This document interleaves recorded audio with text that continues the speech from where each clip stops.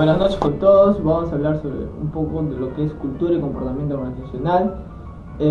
Vamos a ver cómo es que una persona se relaciona en su medio, cómo es que las habilidades de las personas tienen que ver en las organizaciones, cómo es que las emociones de estos mismos individuos tienen que ver con otros individuos que están en las organizaciones, porque también tenemos que saber que las organizaciones dependen de las personas y las personas también dependen de las organizaciones. Por lo tanto, en el tiempo se ha ido viendo conflictos entre personas y organizaciones. Entonces, en este tema, en estos partes que van a exponer mis compañeros y yo, vamos a tratar de decir cómo es que se puede hacer que la persona y que las organizaciones estén en paz. Y bueno, eso es todo en general. Voy a comenzar hablándoles sobre el concepto de organización. Las organizaciones son entidades sociales compuestas por dos o más individuos con la finalidad de cumplir metas y objetivos.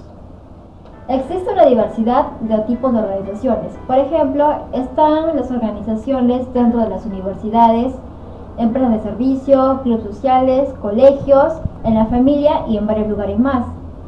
Cada uno con sus características específicas que apuntan a una meta a cumplir. Ahora, ¿qué es el comportamiento organizacional? Es la materia que busca establecer en qué forma afectan a los individuos, los grupos y el ambiente en el comportamiento de las personas dentro de las organizaciones, siempre buscando con ello la eficacia en las actividades de la empresa. Un ejemplo de ello es cuando un trabajador va por primera vez a una empresa a cumplir con todas sus respectivas funciones. Puede que esa persona adopte las costumbres de los demás trabajadores, ya sea una actitud positiva o negativa. El estudio del comportamiento que tienen las personas dentro de una empresa es un reto nunca antes pensado por los gerentes y que hoy constituye una de las tareas más importantes. La organización debe buscar adaptarse a las personas que son diferentes, ya que el aspecto humano es el factor determinante dentro de la posibilidad de alcanzar los logros de la organización. ¿Qué es cultura organizacional?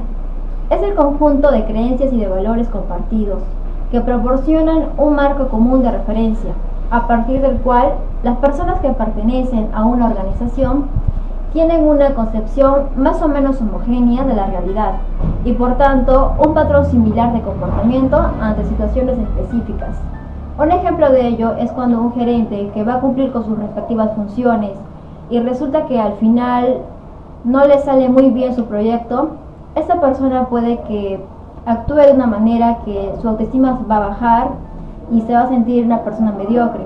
Esto va a ocurrir porque la mayoría de las personas actúan depende del patrón similar de la sociedad. En cuanto al alcance del concepto de cultura en relación a los elementos que lo integran, puede decirse que hay dos posiciones fundamentales.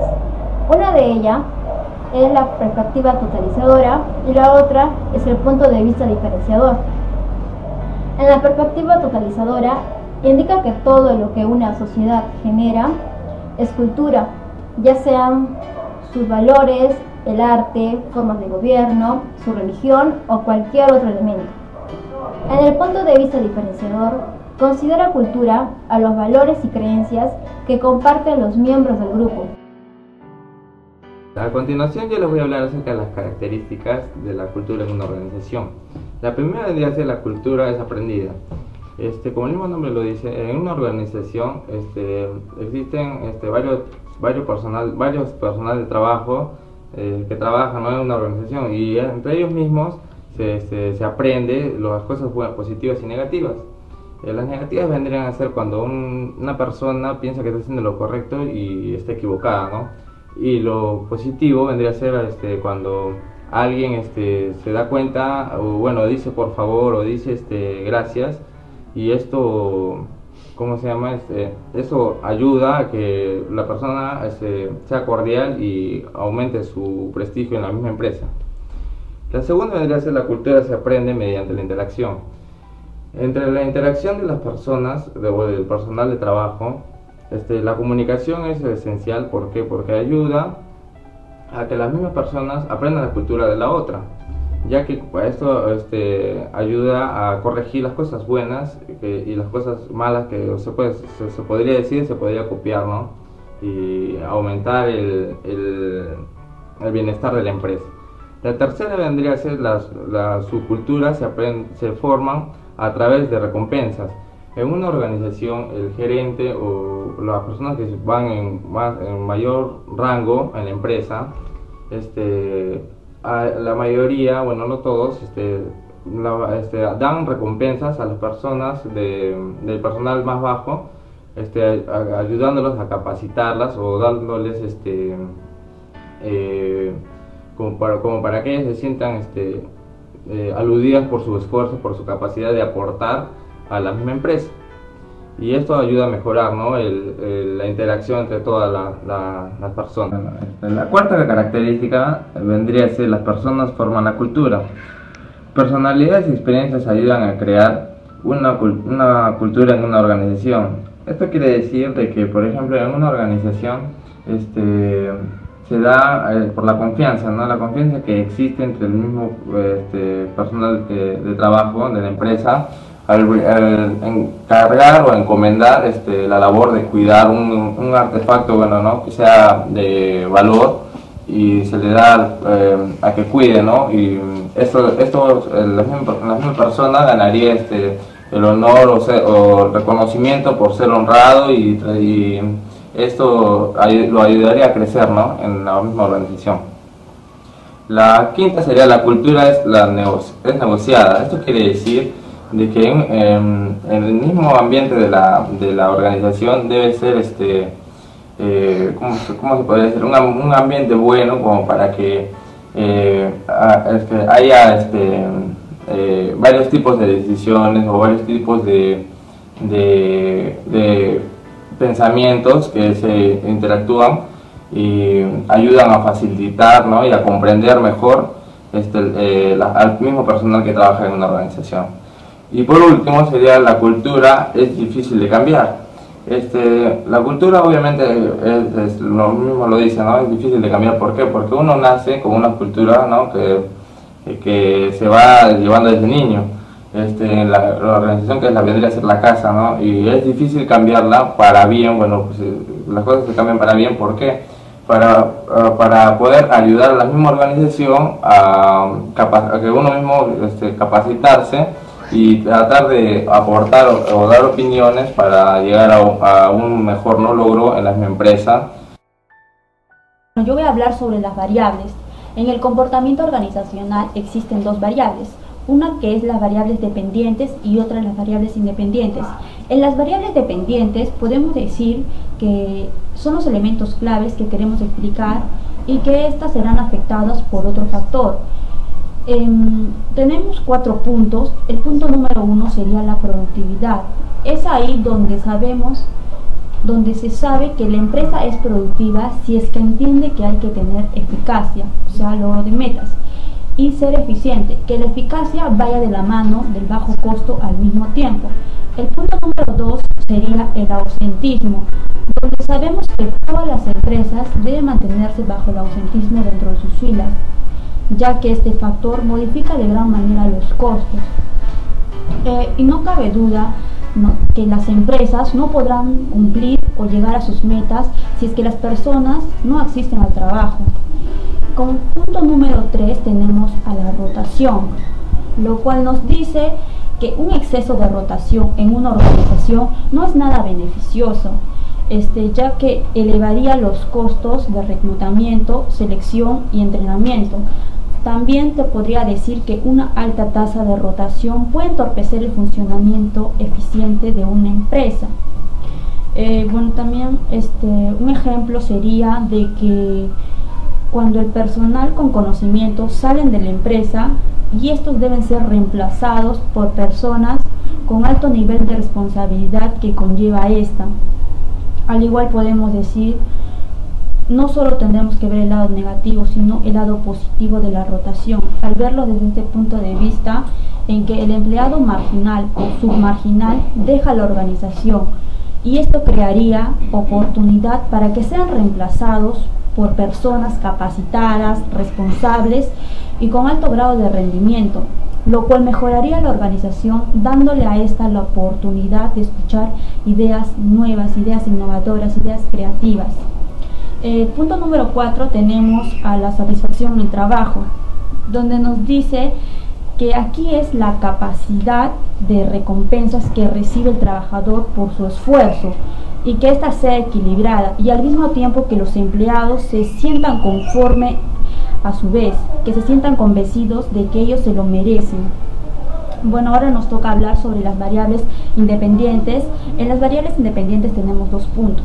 Uno de ellos sería las variables a nivel individual y otra las variables a nivel grupal. Las variables a nivel individual, antes de hablar sobre las variables, nos dice que las variables independientes son aquellas supuestas causas de algún cambio en las variables dependientes. Las variables independientes de nivel individual, estas son todas aquellas que posee una persona y que le han acompañado desde su nacimiento, como pueden ser los valores, las actitudes, las responsabilidades, pero estas pueden ser modificadas por las empresas. Esto influiría el comportamiento dentro de la organización. Las variables de a nivel grupal sería donde esta variable es la que nota el comportamiento que tienen las personas al estar en contacto con otras, y esta es muy distinta en cada individuo, lo cual hace que sea un factor de estudio, porque todas las personas no tienen la misma cultura, los mismos valores. El individuo y las organizaciones. Cada individuo tiene su propia personalidad, emoción, habilidad y aprendizaje. El día de hoy voy a hablar sobre la personalidad. ¿Qué es la personalidad? Es el carácter único y original que tiene cada individuo. También es la manera de ser de este. Este tiene 3 etapas: la naturaleza, la educación y la madurez. En cuanto a la naturaleza, es su manera de ser de este individuo. En la educación es la preparación del individuo para enfrentar diferentes problemas. En cuanto a la madurez, este es un conjunto de experiencias durante toda su vida. También tiene actitudes y aptitudes que ayudan a generar una buena personalidad. En cuanto a las actitudes, es el ánimo que demuestra la persona de forma externa. ¿A qué se refiere con esto? Es el ánimo de la persona cuando conversa o habla con otras personas. Su ánimo puede ser positivo o negativo. Lo positivo es ser bondadoso, optimista o dulce. En cambio, lo negativo es ser malvado, amargo o pesimista. En las aptitudes es la forma o la disposición de cómo ejerce las actividades. También en este caso, la personalidad ayuda el autoconocerse o tener buena autoestima. Este tiene 4 diferentes tipos de personalidades: es ser extrovertido o introvertido, sensible o intuitivo, racional o pasional, o también perceptivo o juicioso. Este tiene 5 factores, que son el ajuste, la sociabilidad, la escrupulosidad, la amabilidad y la apertura intelectual. En cuanto al ajuste, es ser una persona estable, con confianza en sí mismo y no ser nervioso. En cambio, la persona, si no tiene estas cualidades, es todo lo contrario. Él no tiene confianza en sí misma y es malhumorado. En cuanto a la sociabilidad, la persona sociable es asertivo, y todo lo contrario sería distante o tímido. Y en la escrupulosidad, la persona es estable en sus pensamientos, en sus emociones o en sus actos. En la amabilidad, la persona no es independiente o no es ruda en sus actos, o cuando conversa con otras personas no es directa. En cuanto a la apertura intelectual, la persona es curiosa, pero no en exceso. Vamos a hablar de un tema muy importante, un tema que tiene que ver con el individuo y las emociones que pueden ser un factor importante en una empresa o en una organización. Se va viendo el proceso de esa persona o de este individuo desde muy niño, desde cuando es pequeño, y se va viendo psicológicamente cómo es que este individuo, esta persona o este niño ya va desarrollando sus habilidades, su creatividad a la hora de jugar. Uno se da cuenta cómo es que este niño reacciona ante el juego, puesto que hay niños que se perturban, que se enojan porque no les salen las cosas, pero un correcto desarrollo mental y psicológico sería que este niño trate de buscar la forma sin perturbarse, sin enojarse. Entonces estaríamos hablando de un correcto desarrollo. Si hablamos de la juventud, un adolescente a la hora de estudiar vemos dos posturas, dos mentalidades: la mentalidad cognitiva y la mentalidad emocional. Si hablamos cognitivamente, un adolescente estudia por un examen, ¿ya? Es 70% el estudio cognitivo, pero de repente falta el 30% que es emocional. Y a la hora de dar el examen se hace un bloqueo, una defensa del cerebro, y se olvida lo que va a poner o lo que ha estudiado, y eso puede ocasionar después del examen un 70% de emociones y un 30% de cognitivo, que quiere decir que no tiene una inteligencia emocional para poder decir en qué me equivoqué, en qué puedo corregir y qué puedo hacer para que mi objetivo sea realizado, o sea, sacar una buena nota, ¿no? Entonces, el individuo tiene que ir creciendo desde que es niño hasta que es grande y tiene una carrera, ¿ya?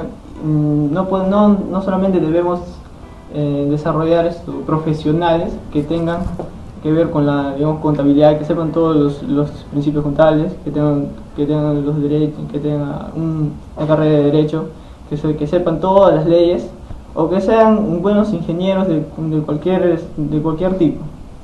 Tenemos que ver que tengan la capacidad emocional de no confundir lo personal con el trabajo.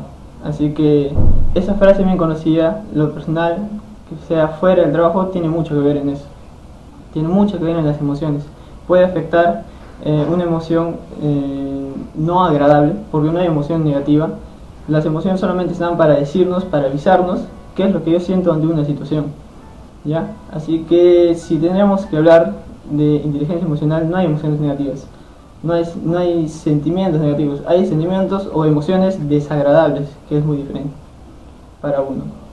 Bien, dentro de una organización, una persona tiene que saber conjugar las emociones con su trabajo cognitivo, porque ahora estadísticamente las personas se las contratan por su habilidad o por su conocimiento cognitivo, por lo que sabe, ¿no? Pero se las despide por ese bajo conocimiento emocional, porque precisamente no separan lo emocional del trabajo, y eso les va en contra. Entonces, ¿por qué las personas que tienen menos habilidades cognitivas tienen más habilidades, tienen más éxito en la vida que una persona que sí las tiene? Es una pregunta que hasta ahorita se va a seguir analizando, pero tiene que ver mucho con las habilidades emocionales. Gracias. Les voy a hablar de las habilidades y del aprendizaje. Las habilidades. Este término se refiere a la capacidad de una persona para llevar a cabo diversas actividades, donde cada una de las personas no son iguales, por lo que se busca adecuar y habilitar las personas y encontrar la manera adecuada de usarlas. Existen dos tipos de habilidades. Las habilidades intelectuales son aquellas que se utilizan para realizar actividades mentales. Estas se pueden medir a través de tesis, prueba para organizaciones, escuelas, dependencias gubernamentales. Existen algunas dimensiones.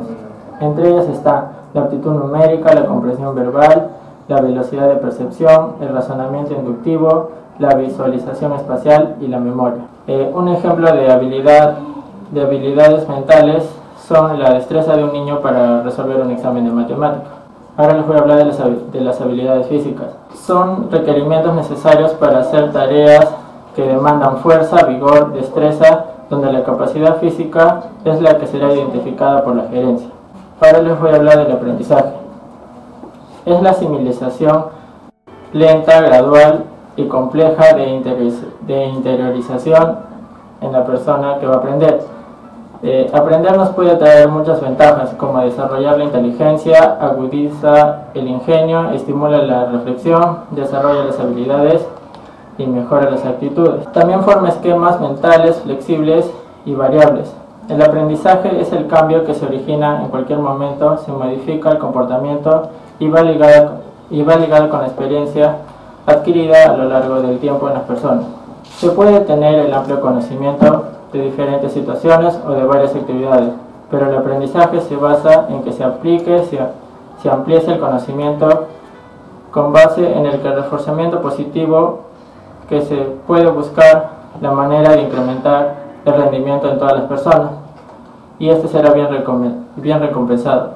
Es mejor persuadir a las personas que aplicarles un castigo, ya que estos pueden tener efectos negativos. El tema es: ¿los líderes nacen o se hacen? Para comprender mejor les voy a dar un poco sobre el liderazgo. El liderazgo es accesible a muchas personas, pero no es reservado como muchos lo creen. A menudo lo hacen surgir las circunstancias concretas que demandan una figura que tire de los demás y decida. Esto se puede dar tanto en las empresas, en la familia, incluso en la iglesia. Por ejemplo, hay quien se lo propone y se hace líder en virtud de las responsabilidades que toma, de su capacidad que arrastra y de su habilidad para hallar soluciones. Según algunos expertos, han hallado algunas características de un buen líder, que es la empatía, es tímido o callado pero firme, tolera el fracaso, tiene la visión de largo alcance y voluntad de cambio y ética. La idea de ser líder es innato, implica que exista para ello un gen específico, que en este caso lo llamaríamos el gen del liderazgo. Pero si nos fijamos y analizamos en nuestro pasado, vemos que los líderes surgen en todo tipo de lugares y en todos niveles sociales. Pueden ser ricos, pobres, inteligentes o no. Si analizamos en cuanto a nuestros antepasados, han existido grandes líderes, al igual pésimos líderes. Como es evidente en los hijos de grandes líderes como los reyes, pueden ser líderes con muy poca competencia. Creer que los líderes nacen es como una superstición. Es supersticioso pensar que ciertos grupos, los de las dinastías políticos, tienen tendencia a generar líderes naturales, porque los niños nacen con alguna bendición biológica, como por ejemplo los genes de liderazgo. En fin, no existe ninguna evidencia que muestre que el liderazgo tenga origen biológico y mucho menos genético. Y los estudios que actualmente se están desarrollando se han centrado en los rasgos de un líder. Es decir, para ser líder uno tiene que demostrar rasgos específicos. Aunque los rasgos puedan ser importantes, pero algunos líderes, tras décadas de investigaciones, no hay ninguna respuesta cierta sobre el rasgo de liderazgo que sea aceptado universalmente. Sobre el rasgo, por ejemplo, existen desacuerdos en cuanto a qué rasgo o qué función pertenece al verdadero líder, pero sin llegar a una verdad universal. En mi opinión, lo más interesante es considerar el liderazgo como un fenómeno social, es decir, como el comportamiento organizado y exhibido en los grupos sociales para mantener la viabilidad de esos grupos. En otras palabras, el liderazgo es un conjunto de actividades que cualquier sistema social debe llevar a cabo de forma continua con el fin de asegurar la supervivencia y el éxito del sistema. Un sistema o grupo social incluye, por ejemplo, la empresa en la que trabajas, tu equipo de fútbol favorito, tu comunidad de vecinos, tu propia ciudad, tu país, familia, etc. Existen tres actividades que definen el comportamiento del líder. En eso vemos, la primera actividad es describir claramente lo que el grupo social debería conseguir o lograr, es decir, las metas y la visión del individuo, del equipo, de la empresa, de la comunidad, del sistema social, a fin de crear un mejor futuro. La segunda actividad, influir en los demás para poder trabajar juntos a fin de conseguir los resultados deseados, las metas, la visión. La tercera actividad, perseverar la unidad y la integridad de la comunidad durante los cambios difíciles y así mantener su viabilidad, éxito a largo plazo. Sin embargo, los líderes más competentes son los que realizan esas tres actividades. Eso significa que todos podemos ser líderes, en nuestro propio entorno, en la familia, en la empresa, país, porque todo el mundo puede contribuir a estas tres actividades. En resumen, los líderes no nacen, se hacen. En otras palabras, se trata de cómo los individuos y grupos se comportan y organizan sus actividades en función de un futuro mejor, de cómo se incluyen mutuamente a trabajar juntos a crear ese futuro y cómo logran perseverar la unidad de la comunidad en los momentos difíciles. Liderazgo como cualidad personal. Las instituciones en el siglo XX eran verticalistas, donde un grupo de personas inteligentes era el tope de la pirámide utilizada, donde la jerarquía, para poder asegurar las cosas que se decidían de arriba, se generen hacia abajo. ¿Qué es lo que quería decir esto? Que los empleados no tenían voz ni derecho para frecuentar o dar sus opiniones, porque el jefe solamente se abocaba y ellos solamente asumían el puesto que era el líder, y solamente el jefe era el líder y nadie más. Ahora, en las últimas 2 décadas hemos movido a una economía del conocimiento, dando el valor en generar ideas para poder seguir siendo competidores en el mundo que cambia exponencialmente. ¿Qué es lo que quiere decir esto? Que ahora las empresas ya no se evocan en una sola estrategia, sino se deben evocar a muchas más. ¿Por qué? Porque la mayoría de las empresas competitivas van avanzando y avanzando. ¿Por qué? Porque si se queda una empresa, la otra le va a tomar ventaja. Entonces, ¿cuál es la función aquí en el líder? El líder está en la función en hacer las estrategias y hacer llegar a una visión que la empresa supere a sus demás competidores. Ahora, el buen líder ve un problema y no se queja, no debe quejarse. Entonces, él mismo debe solucionar los problemas y satisfacer las necesidades de las demás personas y de lo que necesita la empresa en este caso. Ahora, un buen líder valora el valor de los demás y no los critica, asume retos y toma los valores y enseña a los demás compartiéndolo y cómo hacerlo.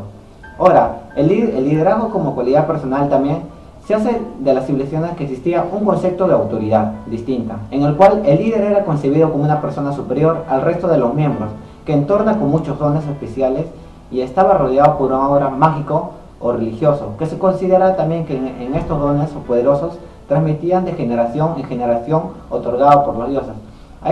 Esta mitología venía de una filosofía griega, de la cual asumían el puesto de los líderes, asumían los héroes, de la cual, como sabemos, tenemos varios líderes, ¿no? Como es Teseo o Perseo. Ahora, ellos asumían el puesto de líderes, ¿por qué? Porque tenían una gran multitud, la gran multitud confiaba en ellos.